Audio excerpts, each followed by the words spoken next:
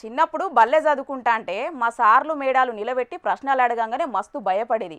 ఏడ తప్పులు పోతాయా అని గుబులు పడేది. ఇక మా దోస్తులైతే సార్లు ప్రశ్నలు అడగంగానే ఏమన్నా తెలియకుంటే వైలు చూపెట్టమని అడుగుతుండే. ఇక వైలు చూపిస్తే జవాబు చెప్పి తప్పించుకునేది.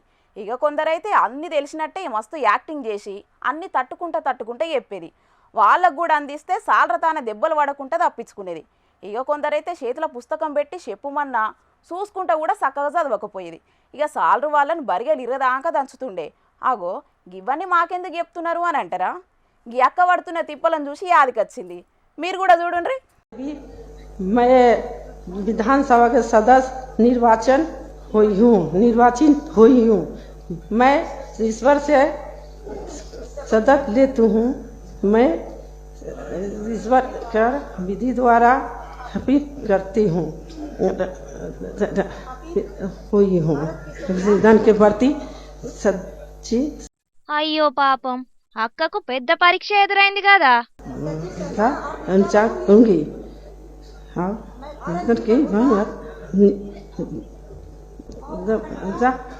अखंड अछूत रखूंगी।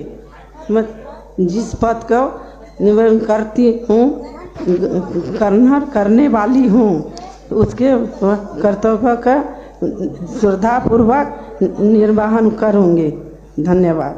అమ్మయ్యా, అయిపోయింది పో. ధన్యవాదాలు తప్ప దీంట్లో ఏం అర్థం కాలేదు. ఈ చిట్టి రాసింది ఎవలో గాని అక్క మీద పగబట్టినట్టే ఉన్నారు కదా.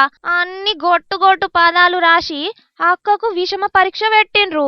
పాపం చిన్నప్పుడు బల్లె సారన్న గింత తిప్పలు పెట్టలేదు కావచ్చు. పక్క పొంట ఆమె కూడా అక్కకు అందించేతందుకు భగ్గనే తిప్పలు పడ్డది.